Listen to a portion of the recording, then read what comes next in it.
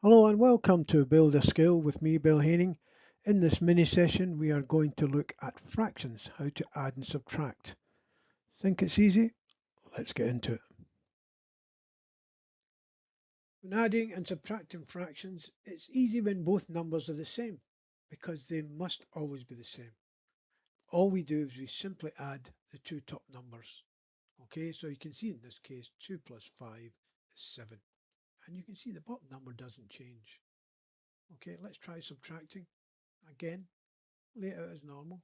Bottom number doesn't change. 7 minus 2 is 5. So you can see there 5 over 9 is the answer. Now it's relatively easy when both numbers are the same. But what happens when the bottom numbers are not the same?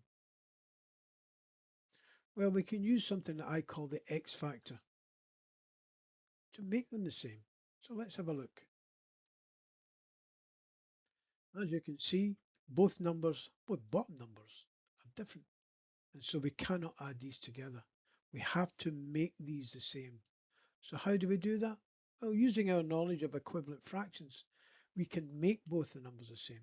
Now, you may remember this from your school days as something called the common denominator. It just means the common bottom number.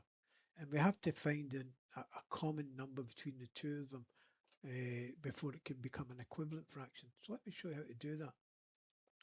First thing we do is we find a common number by multiplying both bottom numbers together. So if you do 3 times 4, that gives you 12. And you can see that 12 can be divided by 3 and 12 can be divided by 4. That's the common denominator. And look how easy you found it just by multiplying the two bottom numbers.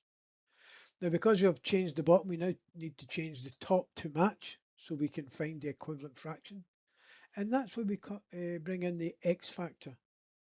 It's probably the most simplest way to convert fractions to equivalent fractions. Okay, so how does it work? Well, we start at the second bottom number and we go across to the top left-hand number and we multiply it. So 4 times 2 is 8. And the X factor kicks in. So it's 3 times 1 is 3. All right. And then once you've done that, you can see from experience that 3/12 is the same as a quarter. And I can promise you 2/3 is the exact same as 8 over 12. Okay. So then you just simply add the fractions as normal to get the answer. All right. So 8 plus 3 is 11. The bottom number stays the same. So the answer to 2/3 plus a quarter is 11 over 12. Now the same method applies when subtracting fractions, no different. Well, that's how you add and subtract fractions. I hope that helped. Now go and practice your newfound skill. Good luck.